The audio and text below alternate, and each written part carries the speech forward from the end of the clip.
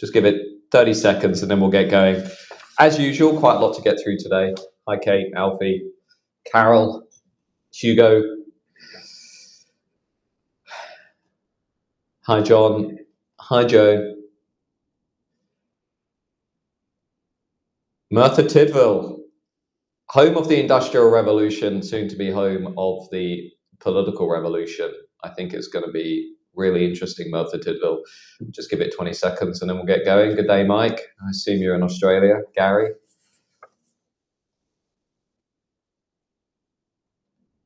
Okay, let's get going. So a few things I wanted to talk about today. We've got another bombshell poll on reform of the big parties. Talk a bit about that. Talk about the housing crisis that's been dominating the news this week. Talk a bit about some of the things I've been writing about. I want to mention the Sarah Sharif case, and then we've got top question of the week from Pete, which we'll come back to later on. So let me just start with the bombshell poll that we had yesterday from Find Out Now. So this is showing the Labour on 26%, Nigel Farage and Reform are on 25%, so within the margin of error of replacing Labour, and the Conservatives are on 23%. Now, this is the second poll like this that we've had, but actually since the election only 5 months ago, all of the polling on average is telling the same story. Reform is up by about 10 points, Labour are down significantly, and the Conservatives are basically treading water with where they were at the general election, which wasn't a good place, to put it mildly.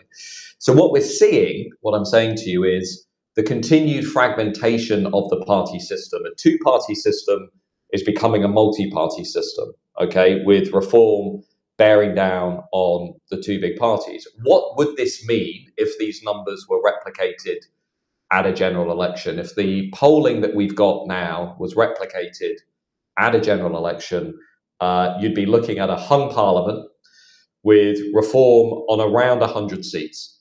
So you'd probably end up with some kind of Labour-Lib Dem fragile alliance with the Conservatives and Reform each. I mean, Conservatives would have a slightly larger number of seats. Reform would go from 5 seats to about 100 seats.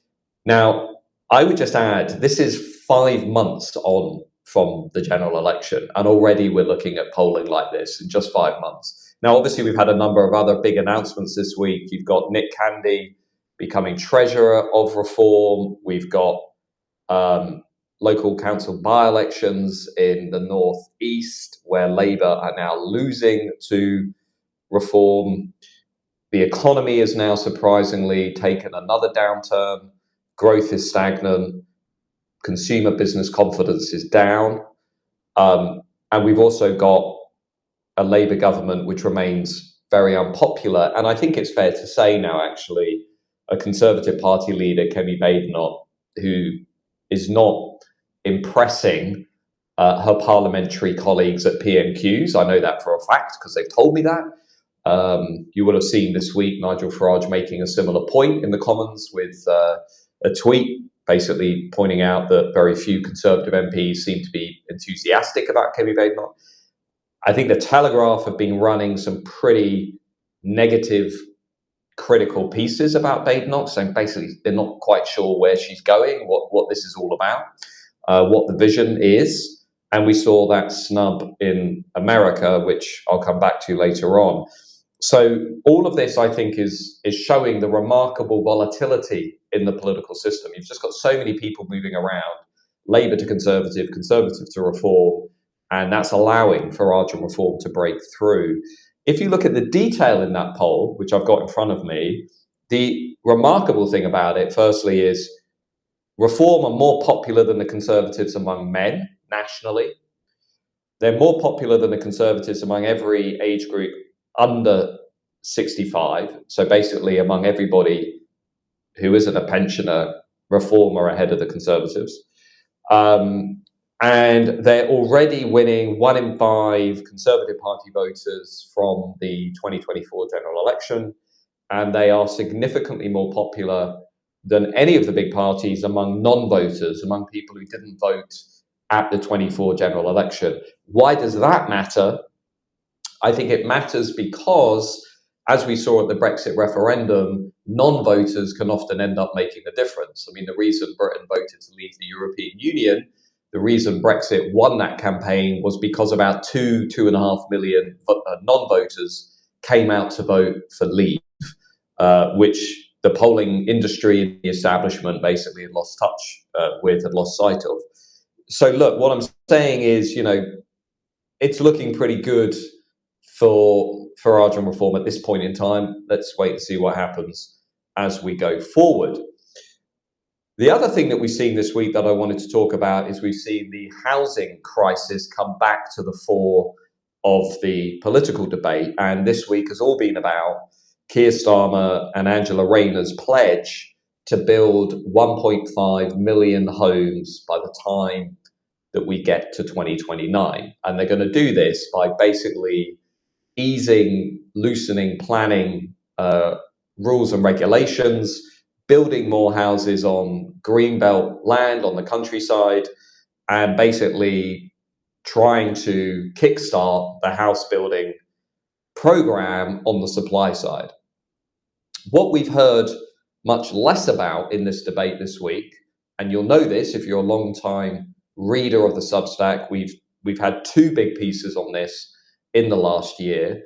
What they're not talking about is the demand side of this crisis, which, yes, comes back to our unsustainable population growth and the policy of mass migration. Just to give you a couple of stats to put this in perspective, we now have a Labour government. I mean, I say government, but student union society, that has committed to building 1.5 million homes. According to recent estimates, more than half of those homes, 800,000, are going to be needed just to keep up with the current rate of migration. Okay, so take that 1.5 million with a big pinch of salt. The other thing to say is last year we built about 200,000 homes in this country, about 190,000 in England and Wales. On current estimates from places like the Centre for Policy Studies, it's a very reliable, rigorous think tank. It's centre right, but I think it's pretty robust in its analysis. Their researchers, Carl Williams noticeably, suggests that we need to build 550,000 homes just to keep up with the historic demand of migration. So over the last 2 years, we've added 2.5 million people to the population. That's equivalent to 2 cities the size of Birmingham that we've added in 2 years. So 1.5 million isn't going to cut it. The government this morning on the BBC is saying they're going to build 370 homes a year. Well, that's the target. Not going to cut it, not going to come close. So house prices are going to keep going up. Rents are going to keep going up. The pressure on public services is going to still be very real and very pressing because nobody is really talking about the elephant in the room, which is the demand side of this housing crisis. And it's not just me talking about it. Even the Migration Observatory at the University of Oxford, which it's fair to say is not an institute that would be as challenging of the status quo as somebody like me is. Even they acknowledge that mass migration is increasing house prices and rent, especially in urban areas like London, where on average, to find an apartment, if you want a one-bed apartment in London, you are competing with between 20 and 25 people for that one-bed apartment. So this is how serious the crisis is becoming. And yet nobody seems willing to talk about the actual driver of that crisis. But we will. So there we are. Which brings me to the update on our misinformation campaign. As you'll know, if you've been with us for a while, we launched a national campaign to demand that the government release data on how legal and illegal migration are impacting Britain. This is not about demonizing people coming to the country. It's simply to say, we as taxpayers, as hardworking people, we want to see the information because you cannot blame people for misinformation while hiding information from them. We just want everything on the table. We want the government to be transparent. We, as taxpayers and citizens, deserve to know what the information is when it comes to welfare claims, criminality, tax credits, contribution to the economy. So check this out. What happened is we launched that campaign. We worked then with some Reform MPs to carry that campaign into Parliament. You might remember we got a response from Keir Starmer, Prime Minister. We also got a response from people like Angela Eagle, the Minister. Yvette Cooper has kind of been dodging us. Anyway, Rupert Lowe this week got a response from the Home Office, which I'm going to read to you because it says everything. Here's what he says. The Home Office has denied my request to publish data on illegal migration and crime. They claim the public does not want them to commission dozens of entirely new statistical analyses simply to answer questions in Parliament. Millions of British people want to know this information and deserve to know it, says Rupert. Tell me, do you want to see these figures? The Home Office also, by the way, was joined by the Department for Work and Pensions saying it would not publish the data it has on welfare claims and migration because, get this, it would cost £600 to do so. That's what they said.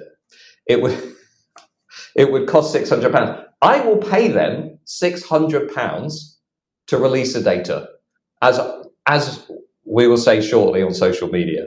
If they really want 600 quid, I will happily give them 600 quid because the economic costs of this policy are going to be in their tens and tens of millions. So they can't now find £600 to tell taxpayers what's going on. It's ridiculous. Anyway, as Rupert says, this is a cover-up. I have no doubt whatsoever they hold the information on the crimes being committed. And if they don't have that information, he says, that's an even bigger scandal. We all must demand this data. Contact your local member of parliament. Tell them the importance of knowing the truth. You will find that on Rupert's Twitter. If you go to Rupert Lowe, you'll find that. You could just screenshot that and you could send that to your local MP and say, I want the Home Office to release the data as quickly as possible. So from the Home Office to the DWP, these are the answers that we're getting in response to our campaign, just so you know. We are not giving up on this. We're going to keep talking about it endlessly. I know that Reform will keep talking about it. I know that even some people in other political parties are starting to talk about it. We also had the Times make reference to the entirely respectable request for data from Reform, which of course started with our Substack, and the Telegraph have also been drawing attention to it. So I think when you actually make this argument, as we have, I think people look at it and say, yeah, this is entirely reasonable. Why can't we get access to this information and data? So we're not going to be giving up on it anytime soon. Something a little bit more lighthearted, you might have read, given that you are among our most committed supporters, our piece on MAGA versus Tory, which caused a bit of a splash, let's say. And the story was actually quite an amusing one, I thought, slightly tongue-in-cheek. But it was about the New York Young Republican Club, NYYRC, who made a deliberate decision not to invite the Tories to speak to them during the recent Conservative Party visit to the United States of America. And I quote, in case you've not had a chance to read the piece, please do, because it's rather amusing. This is the quote from the Young Republicans. The NYYRC Gala is a party for winners, not globalist losers. MAGA Republicans are not interested in working with parties in the death throes of their moral integrity and electoral viability. For a decade and a half, they go on, the UK Tories govern their nation to the left of the Democrats. It ended in record migration, legal and illegal, as well as virtually bankrupting the country and transforming it into something weak, unreliable, and unrecognizable. Worse still, their fecklessness led to this even greater disaster of the current Labour administration. The British Tories, the Republicans continue, are a textbook case of how not to govern. And the idea they would get anywhere close to any MAGA power centre is for the birds. It's hilarious. I mean, MAGA turning down the Tories. Now, who have they invited? They've invited Nigel Farage to speak. And I've been contacted over the last 24 hours by a member of the MAGA New York Young Republican Club who said they had written or helped write that statement. And in their words, they have very little time, and I'm putting this politely, but they have very little time for the current incarnation of the Conservative Party. The point being, and the reason I wanted to write the piece, is because this is actually telling us a lot about the philosophical divide that is now rumbling through Conservative parties across the West. And this divide is only going to heat up. On the stack, you'll find a piece from 2023 about the Conservative Civil War, which I wrote pointing to the 10 key dividing lines between establishment Conservatives and these new, what we might call national Conservatives, or in Britain we might call Reform Conservatives. In America, you might call them MAGA Republicans. But what are the big differences? And there are many, relating to the state, relating to immigration, relating to tax policy, the economy, relating to China, relating to woke ideology. And, you know, I'm going to be really provocative because when I look at the current leadership of the Conservative Party, a party that was supposed to understand that status quo politics is dead, nobody wants this, everybody wants something different, everybody wants a different economic, social, and cultural model. And so far, the Conservative Party has been filling the new leadership with people who presided over the previous failed experiment with Boris Johnson. I don't understand it. I don't get it. Which is why PMQs this week was so interesting, where, you know, as I said on Twitter, we are now in the ridiculous position of watching the Labour Party, which created mass immigration, which mainstreamed mass immigration, attacking the Conservative Party, which put mass immigration on steroids under Boris Johnson and under Rishi Sunak, for apparently not being tough enough on immigration. So we've got ourselves into such a bizarre, ridiculous position in British politics that change is urgently required.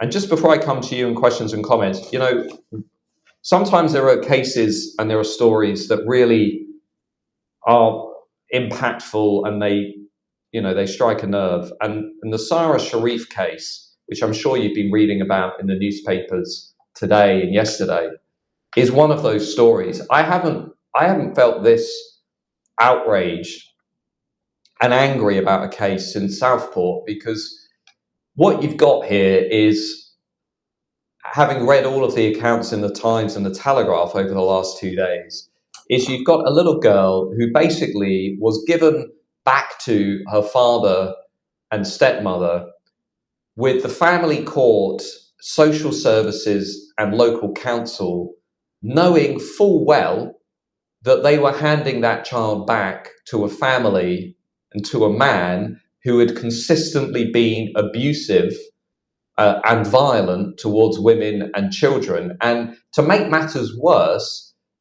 because this case has been investigated locally, they will not reveal the identity of the family court judge who signed off on this, nor the social workers, nor the council officials, some of whom, by the way, were also at the same time as presiding over this, pardon my French, but shit show at Surrey Council, were also receiving OBEs and CBEs.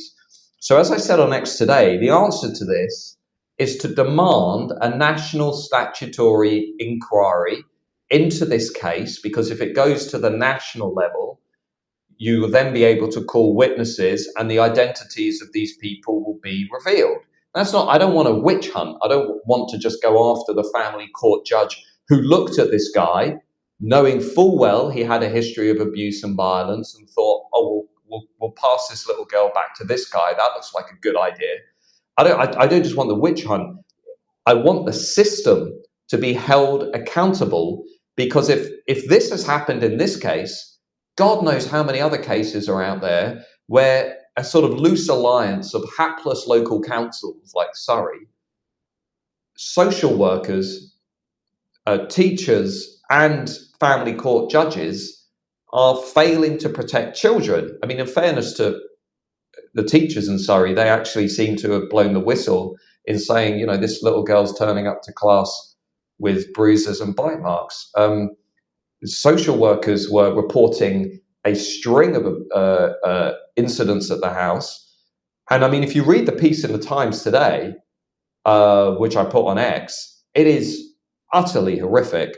So I just wanted to draw attention to it, because if you get a chance to lobby anybody in your own world, you know, this is an example where we should be having a national statutory inquiry into what exactly happened at Surrey Council. And if, to be frank, people have been awarded CBEs and OBEs during this case, then, you know, they should be having those stripped, and everybody involved should face the consequences. Moving on, the top question this week, Peter says, could the Reform Party really break the first past the post system if they have a quarter of the vote? The short answer, Peter, is it depends what you mean by break. If you put the numbers into a model, as I did last night, the current polling numbers, you've got Conservatives on around 170 seats, Reform on around 100.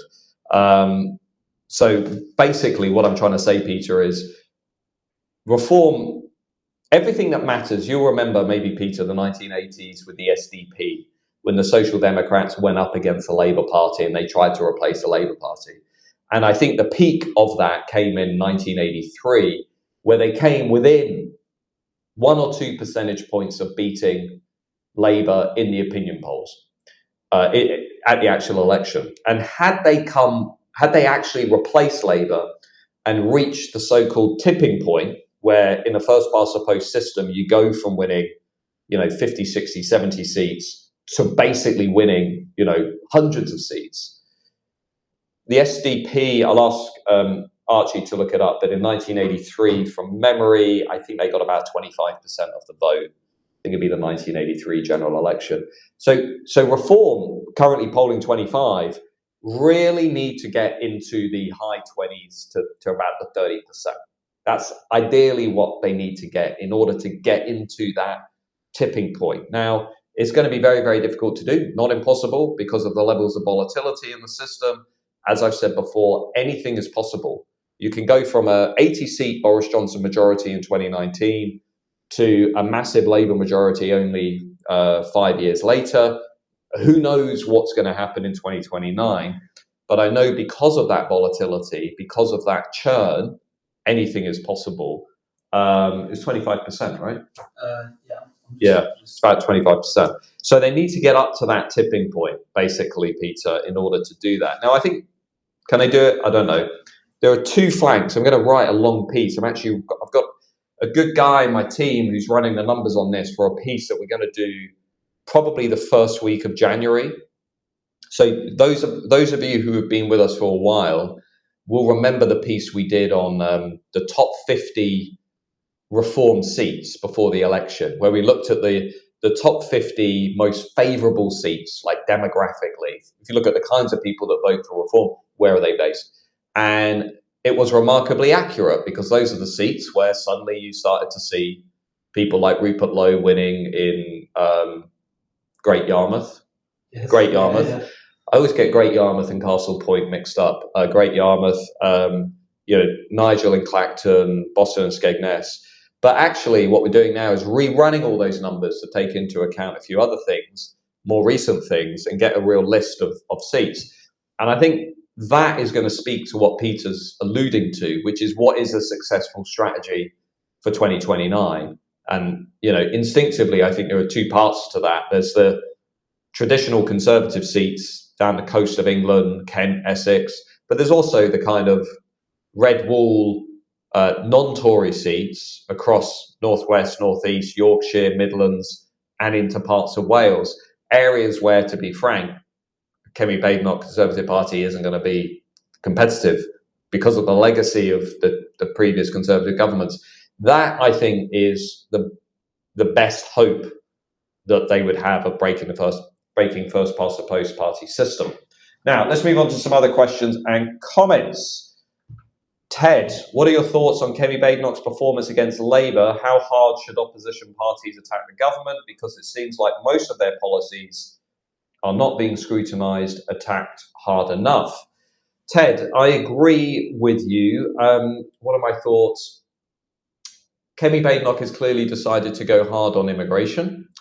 The problem with that is after the last 14 years, very few people consider the Conservative Party to be credible on that issue. We're in the bizarre position, as I mentioned, of even Keir Starmer attacking the Conservatives and Kemi Badenoch for calling for more immigration.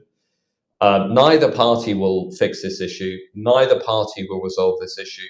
Neither party has credibility on this issue. Everybody in Westminster is gaslighting you on immigration. They're lying to you. They're misleading you. Nobody is seriously going to control this issue within the established parties. I do think Kemi Badenoch has started in a difficult place because during the leadership campaign, I'll just be really blunt, I think a lot of Conservatives like the idea of Kemi Badenoch because I think Kemi Badenoch makes them feel good about being a Conservative. Let's be frank, for a generation of Conservatives, baby boomers especially, Kemi Badenoch's kind of what you'd want to see as a leader of the Conservative Party. She kind of, she challenges the identity politics stuff. She comes from a minority background. She, in theory, can say things that a white straight guy can't say. And I understand why Conservatives find her appealing. But my instinct was I was always very skeptical because she went through the leadership campaign not saying anything at all about policy and substance. Now, my view was after the last 14 years of Conservative rule, after decimating the country, the Conservative Party and prospective leaders did not have the right to simply say to people, trust me, I'll come back to you later with the detail.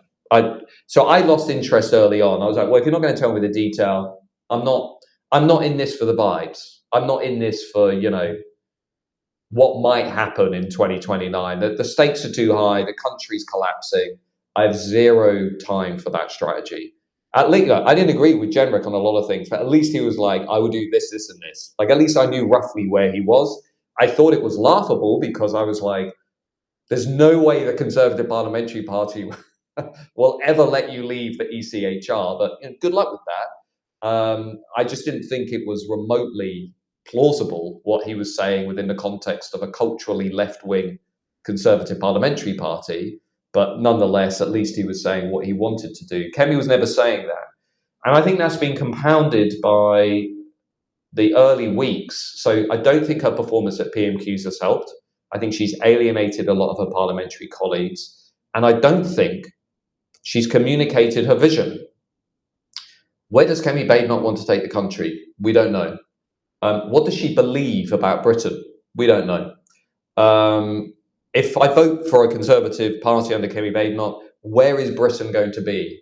What are the fundamental principles? I don't know. I can't tell you. I just see a lot of unforced gaffes, a lack of detail, and another third factor, which is a lack of charisma. I will eat my smartphone if Kemi Badenoch wins the red wall. It ain't gonna happen. Sorry. I said this with Rishi, and it's not even to do, it's not to do with identity. It's just there are leaders that have it, and there are leaders that don't. And I never thought Rishi Sunak had it. I always thought Rishi Sunak was like a metropolitan pipe dream, for Westminster, because the people that loved Rishi were themselves kind of socially awkward and nerdy. So I never really believed. One of the first pieces I wrote on Rishi was, this guy will lose the red wall. Like, this guy will be a disaster electorally. And you'll still find it's on the Substack from like 2022. I just said, this ain't going to work. And of course, we now see what happened. My instinct with Kemi is exactly the same. If you send Kemi Badenoch into Stoke-on-Trent or Boston and Skegness or Llanelli in South Wales, or Merthyr Tydfil, it just ain't going to happen. It's not going to happen. And there's just no charisma. There's nothing compelling. There's nothing credible. It's just not connecting. And I think that is where the Conservatives are weak. So Ted, I don't think she's going to cut through, to be honest. We had another question. How come when we're actively recruiting non-white people for the security service in the name of diversity, but our Home Office, who are blocking FOI requests and contributing heavily to the demise of our way of life from within the establishment, are 99% non-white? So the question, what is going on within our institutions? So this is about a case that I highlighted on GB News and on X. I didn't write a piece on it yet. I might do, I don't know. But it was about a Secret Service, intelligence service internship, which was being kept for, or was exclusively for people from non-white backgrounds. And as I said on GB, and you'll find the clip on YouTube or X, I said, essentially, this is anti-white racism. It's similar to Northumbria University, which recently was advertising PhD scholarships, which were only available to people from minority backgrounds. And it's the most insidious example of where diversity, equity, and inclusion is actually about division and exclusion. As a policy framework, that's what it's about. It's at its heart, and what I said on GB is the problem with woke identity politics, radical progressivism, whatever your favorite term, political correctness, the diversity complex, is at its heart. This is really important to understand. At its heart, there is a core impulse which is anti-majority, pro-minority. That is the heart of it. It's anti-white and it's pro-minority. It's anti-straight white men and it's pro-racial, sexual, gender minorities. And this is, I'm taking this from Eric Kaufman's book, Taboo, How Making Race Sacred Created a Cultural Revolution. Very good book. We featured it on Substack. Eric is probably the leading expert on woke ideology. And he argues, that basically it's that anti-majority group, pro-minority group that drives the whole thing. And that's why it's so invested in undermining and repudiating the identity, culture, history, and values of the majority group, or what Eric calls its deculturating thrust. It wants to deculturize, if you like, or sort of deconstruct the dominant culture of the majority group. And it wants to do that because it repudiates the majority group in favor of minorities. And that's why the term global majority is now coming into fashion, because minorities becoming the majority is good. Majority becoming the minority relegates their status relative to minority. So it's very clearly political. We've got a couple of questions. Stephen, I've got contacts in the house building industry, and all of these businesses are telling me they're at full capacity, and building 300,000 homes per year is simply unachievable. David says, hi, the way the economy is going, I doubt there will be sufficient buyers to generate the demand to build 1.5 million homes. I agree with you there, actually. Mark asked a good question. I think I should just leave this hanging in the room, Mark. Which promises from the two main parties have been kept? I agree with you. Brendan, where is reform without Nigel Farage? I'm a fan, but I'm concerned reform is not a viable voting option without him. Interesting question. One thing I would say is we are going to get, I can't go into detail, early 25, we've got a few special things coming on the stack that I think will speak to some of that stuff. But so Farage, ever since the US election, his strategy, which he said a number of times on TV, so I'm not breaking any confidence, but has been to build a team of people. A bit like when you look at Trump now, you see RFK, you see Elon Musk, you see the Trump family, you see a team of people. And I think from Mar-a-Lago to Clacton, I think Farage has basically been inspired by that. And I think you can begin to see that team of people starting to come together around the party. And by the time we get to 2028, 29, I suspect that will be very visible to everybody. So I don't think, Brendan, it will be just the Farage show. I think it will be a coalition of people all trying to bring something to that movement, trying to kind of, widen its appeal to millennials and Zoomers, trying to bring different policy ideas, people with maybe a history of government experience, and so on and so on. Leslie, could we start a petition to get the data that you're talking about released? More on that soon. I'm just waiting for somebody to call me back. But Leslie, great minds think alike. Mark, what do you think about Dominic Cummings' assertion that the Mandarins are de facto in charge? So I don't agree with Dominic Cummings on everything. I don't think that's a secret. But I do agree with him, and I've said this before, that the primary problem in the British political system, the first order problem, is the state and the people who are working in the state. That's the first order problem. Liz Truss would say the same thing, whatever you think about her record as Prime Minister. MAGA Republicans would certainly say that based on their experience of 2016 to 20. So what, therefore, is the conclusion? The conclusion is, if you want to deal with the second order problems in society, of which I would argue mass uncontrolled immigration, broken borders, a failure to be a sovereign, independent, judicial, legal state of our own, where we control our own laws, genuinely build prosperity, economic growth, lower tax, lower regulation, actually build an economy that works for ordinary working people, for small businesses away from London, allow London to do its part, but invest much more seriously in other parts of the country. We need to fix the first order problem. And the first order problem is the state and who runs the state. So that's something I've been bouncing ideas around with a few people recently. I'm going to write about it. I'm going to think about what manifesto and policy commitments might look like. Just to demonstrate the scale of the problem, Archie's just handed me this, which has just come out. Another 609 illegal migrants entered the UK on small boats yesterday, the highest on record for a winter day, which takes the total to probably over 150,000. It's close to about 150,000. We can't even control our own borders. And one of the big reasons for that is we don't have people with inside government, especially the Home Office, but not only the Home Office. The Home Office needs to be abolished, divided, and reconstructed as a very different department. But we don't have the people who are serious about addressing these problems, or don't see them as an overwhelming priority.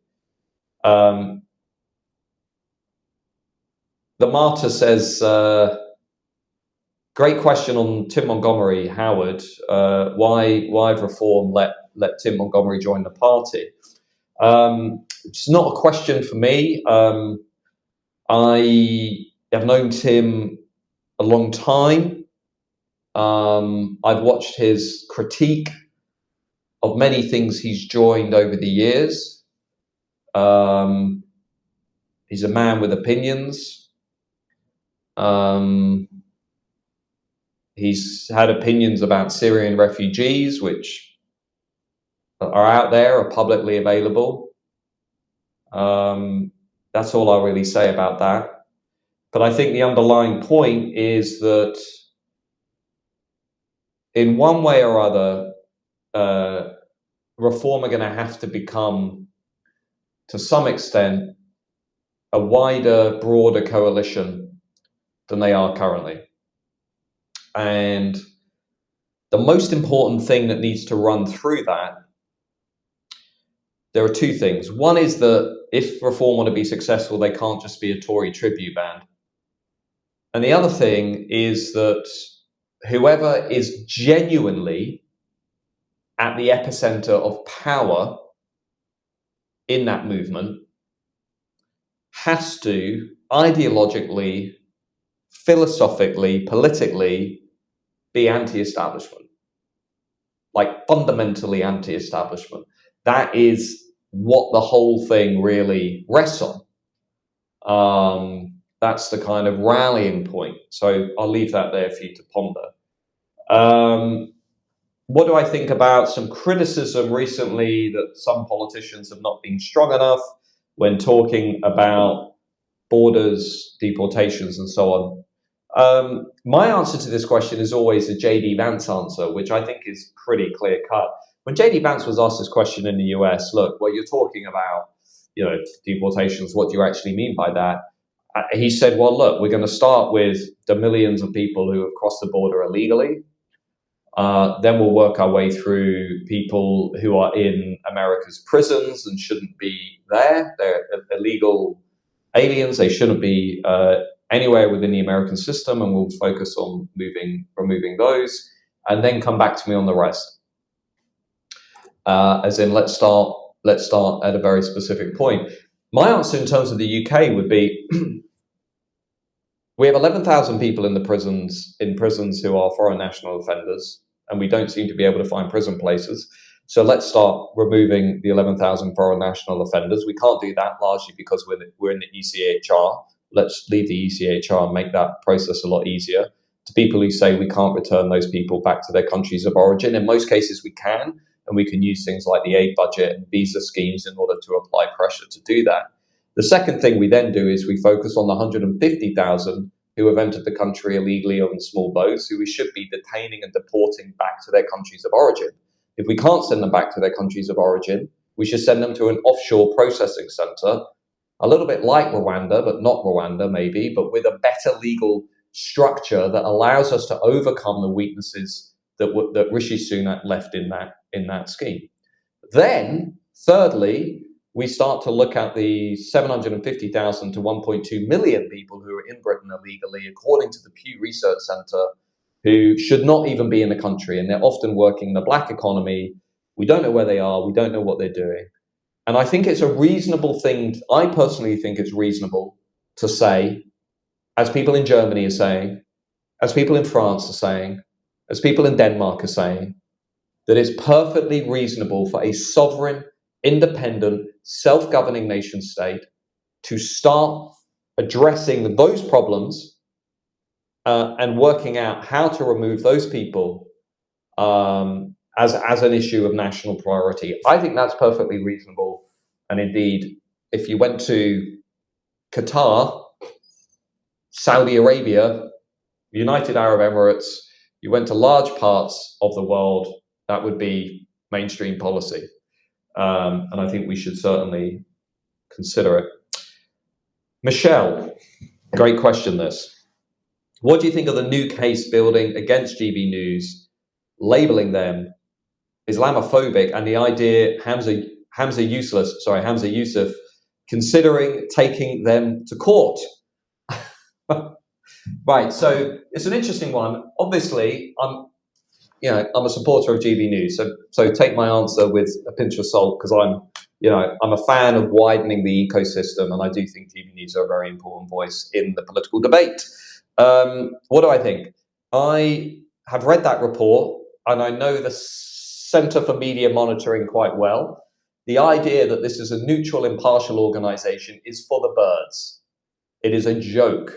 This is an organization whose activists I put it on Twitter, you can find it. If you go through my X, you'll see a tweet 2 days ago.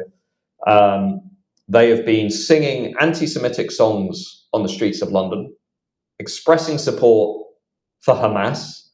They've recruited journalists to support their report, including Gavin Esler, who ran for Change UK as a political candidate to try and stop Brexit, and is now being presented as a neutral journalist signing off on a report. And Saeed Abbasi, who has been, among other things, accused of allowing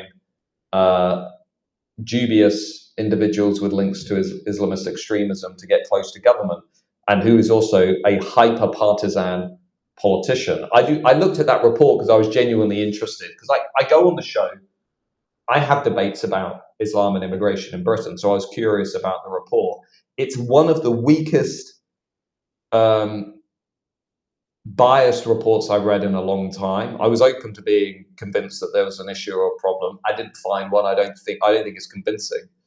But there's a really important point here that isn't actually just about GB News. What this is about, you have to be clear, this is about an attempt to curtail and control public debate, public discourse when it comes to the issue and issues around Islam and Islamism in British society. That's fundamentally what this is about.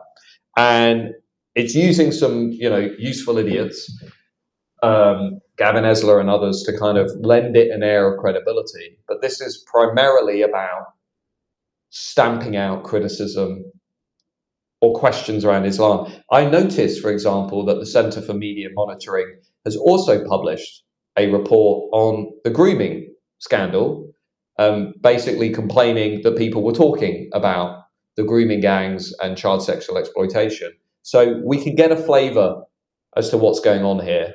And knowing many of the people, as I do, at GB News, I know for a fact that they will be not bowing to that kind of pressure.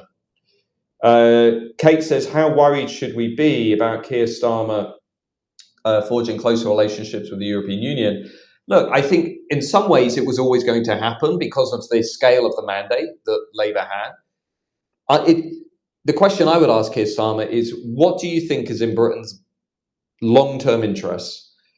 Being close to the European Union, which is divided politically, is a diminishing share of the global economy, is overwhelmingly protectionist, there's too much regulation, it is insufficiently democratic.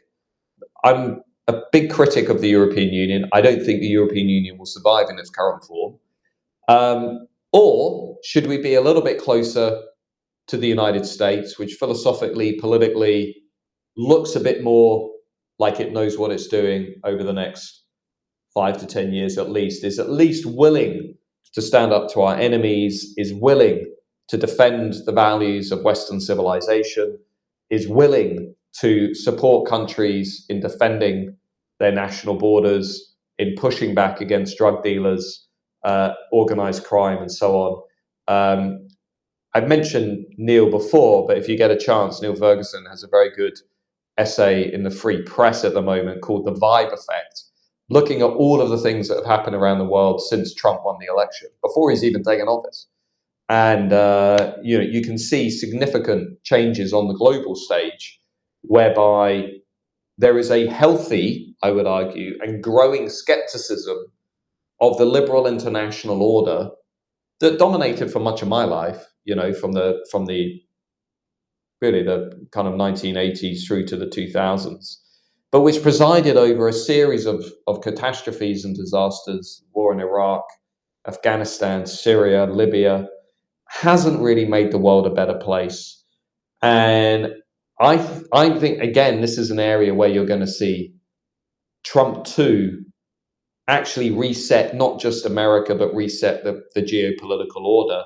And my personal feeling is we want to be close to that. We should be close to that. I think Europe has made disastrous decisions around energy, around its relationship with Russia. And it makes sense for Starmer to be cozying up to them because he's not a very ambitious man. I mean, he's not, when it comes to the country, he's a technocrat. He's about the detail. And we know how he feels about Brexit. He tried to get us to vote again on Brexit. He tried to get us to have a second referendum, at which he said the choice would be rejoin or have like Brino, Brexit in name only, a sort of soft EEA type thing. And, the writing was on the wall. So, yeah, I think they're going to keep pushing for this. They'll push for free movement on the under 30s. They'll push for us to get closer to the single market. They'll push for us to get closer to the customs union. I'm not downplaying the direction of travel. But the question then is, who do you believe to fix that mess? Who do you think will fix that mess? That's the question. And if you think a culturally left-wing Conservative Party will fix that mess, ain't going to happen. Ain't going to happen. Yeah, John says any further developments on the petition to the government website to debate migration and migration issues in the House of Commons. John, yeah, I mean, as I just said to somebody else, just watch this space because there's something about to happen, but I'm just waiting for a couple of people to get back to me who are in the House of Commons, and then I'm going to come back with some news about that. One of the farmers' leaders, says Sue, said on Wednesday, this is war. How far do you think they will go?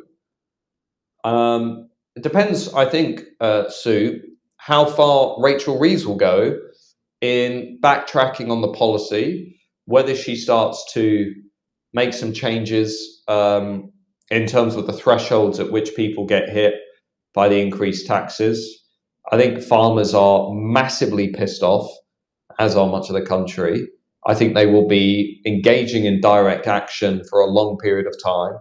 I'll support them in that. I think it's the right thing to do, and the numbers are utterly bananas. You know, we're doing all of this to save 500 million, and we're spending 5.5 billion on our broken asylum system. In fact, remarkably, this week we found another 11 million for Syria. So, you know, bad political choices all round, unfortunately. But I think watch this space. We'll be writing on the farming in more detail. But I think ultimately there's a lot going on. We're also gearing up for our Christmas. We've got our Christmas Substack party tomorrow. We've got a few big podcasts coming out. If you're not connected with us on YouTube, we've got some big videos that have been dropping over at GB News, which have been getting, you know, hundreds of thousands of clicks, really been cutting through. So make sure you're connected with us there. And we've got some great pieces coming up early next week on the ban on puberty blockers, which thank goodness that's just been mainstreamed in Britain. Remember all these radical woke activists saying that we should be giving little boys and little girls puberty blockers. Well, at least, you know, the Labour government's done one thing right so far. We've got a piece coming up on that. Anonymous Zoomer is returning next week with a piece on the social contract. I am also conscious, a few people, what would be useful actually while you're still online, a few people have said, we have too many pieces a week. And like 3 or 4 people have emailed to say that. If you could let us know in the comments, and Archie can review the comments, and we can just have a quick chat this afternoon. Because I am thinking about whether we do a piece on Monday, Wednesday, Friday, rather than, you know, when there's something going on and I want to write about it, which is most days, to be honest, because there is so much going on.